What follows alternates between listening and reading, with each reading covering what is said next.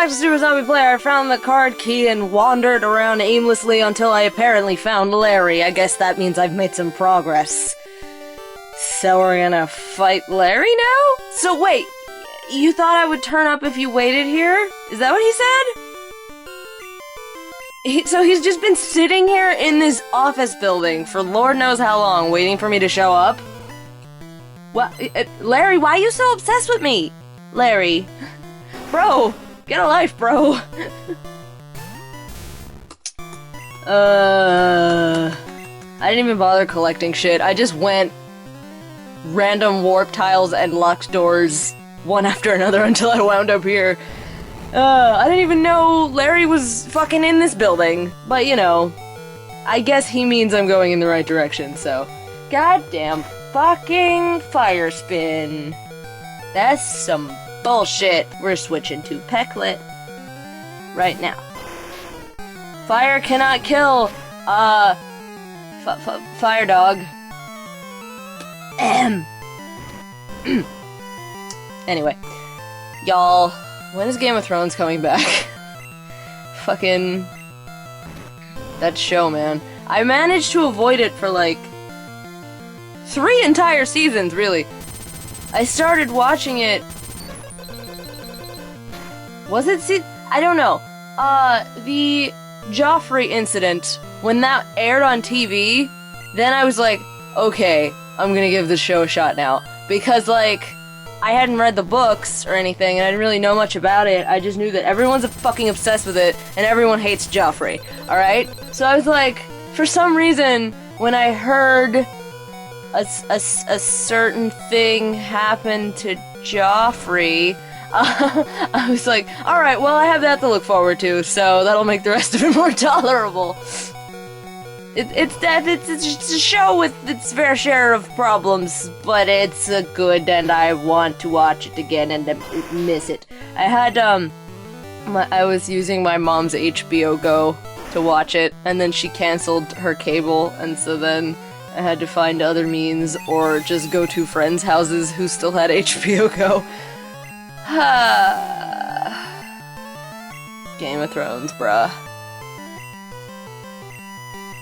And fucking, I'm so behind on Doctor Who, too.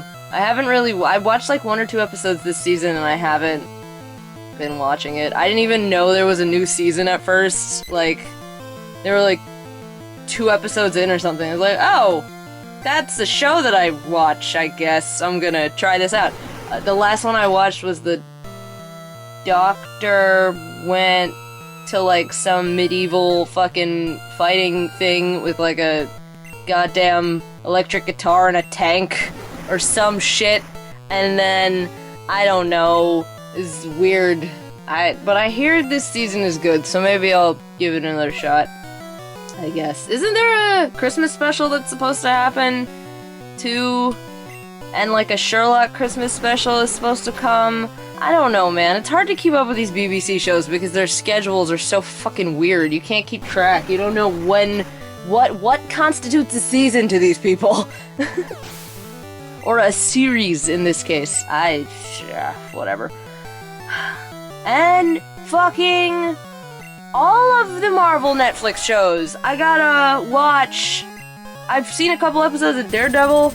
But that show premiered like so many months ago. I got through a couple of episodes and I just haven't had a chance to finish the series, and then I gotta watch Jessica Jones. I'm like 2 seasons behind on fucking S.H.I.E.L.D., Agent Carter too, and I watched Avengers Age of Ultron like tied in with Agents of S.H.I.E.L.D., but I wasn't caught up, so apparently there was some context that I missed out on. But that happened with a lot of the MCU movies for me, because I saw Captain America, the first one, in theaters, and I was like 15 minutes late, so I missed the entire backstory about the Tesseract, and I didn't know what the fuck it was, and it didn't even occur to me that like, oh, I was like, maybe this just hasn't been explained yet, and then, finally I like go back and watch Captain America, the First Avenger again from the beginning, and I'm like, holy shit, it all makes sense now. Yeah. Yep. That that was quite a day. I still remember the day. It was August 6th, 2011, and you know why I remember that day? Because it was the closing night of the production of City of Angels that I was doing, and I wasn't going to go to the movies that day because I thought I would be late for call for my show. So, but I did. My friend Jasmine invited me to go see the movie with her girlfriend and her girlfriend's best friend so we could all meet each other.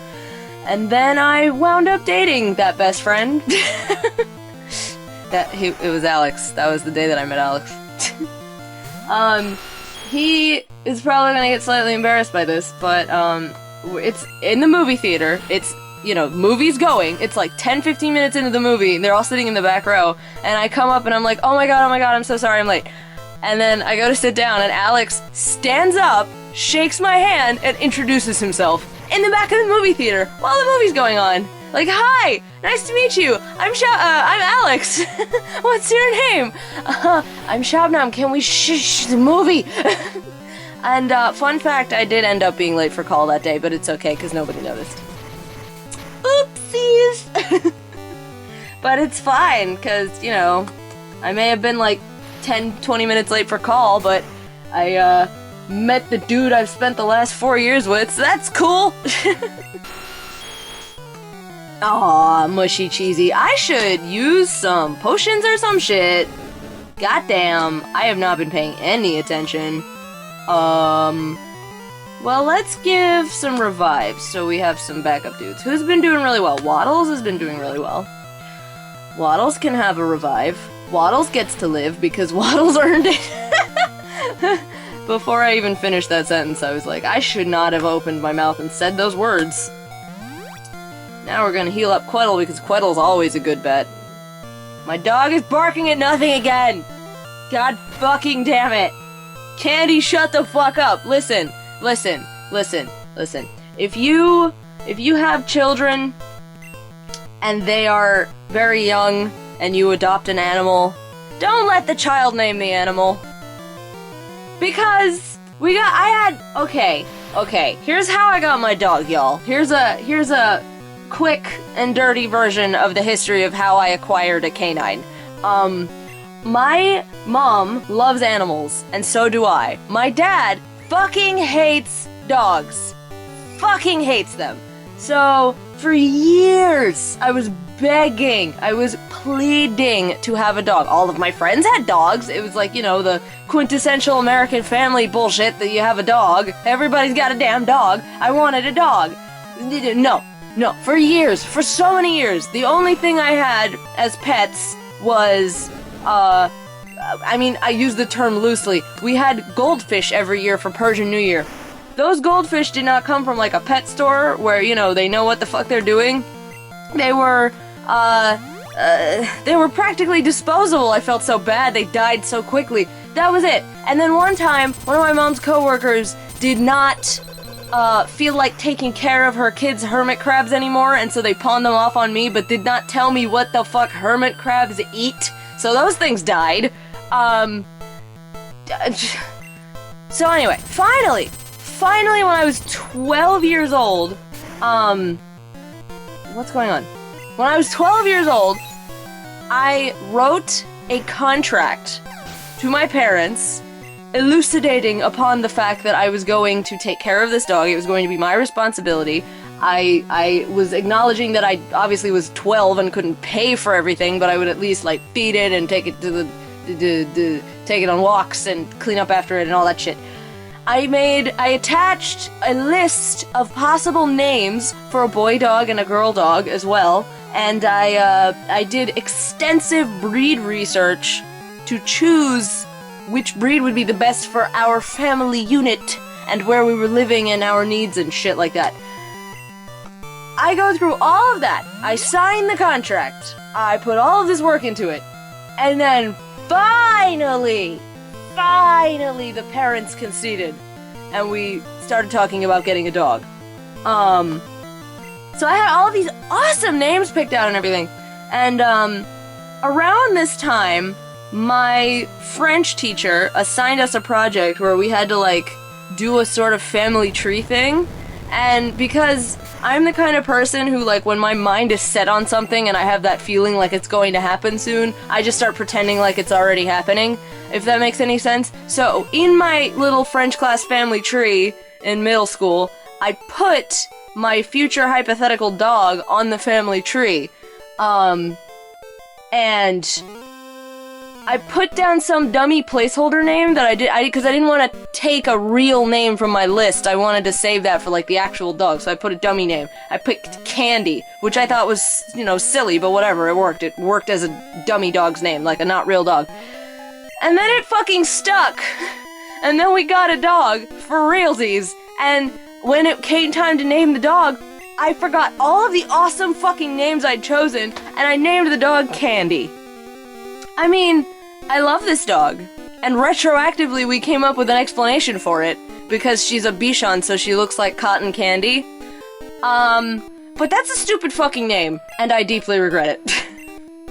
I don't even call her that. I just call her whatever fucking nickname comes to mind, which I think I've mentioned before. But yeah, it's some bullshit. I got a Venusaur. I already have a Venusaur. I have 2 Venusaurs now. It should be a Lapras, but it's a fucking Venusaur. So anyway, that's the story of how I got my dog, and also why my dog has kind of a stupid name.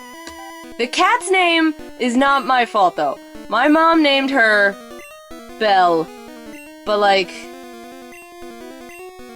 I don't know what the fuck that name is, but sure, Mexla here. Sure it is. Sure it's Lapras. Thank you. You kept a Lapras in a lab? That sounds horrible. That's incredibly cruel. Okay, yeah, the cat's name is my mom's fault, because she's technically my mom's cat, until I kidnap her and take her to California. With my mom's permission, of course. Yeah, but her name is Belle, like in French, the word for beauty. But, okay, that's fine, but if you name somebody something like that requires a very specific pronunciation, and you're not in a country that speaks that language, you have to accept that people are gonna mispronounce it. She then gets annoyed when people call her Belle, like the Disney princess everybody calls her Belle. Fucking, you can't be mad about that. You brought this on yourself. You named the cat Belle, okay? I say it right. I say it with a French accent because I speak French and I know my mother. But nobody else does that. And you don't have the right to get mad about it because you chose that name. Okay, you know what? Fucking... that's enough. Pets. Yes. I'm gonna keep healing my dudes and then hopefully go take care of whatever the end of this Silphco building bullshit is. And peace, love, and geekdom. See you next time on Super Zombie Player. Goodbye!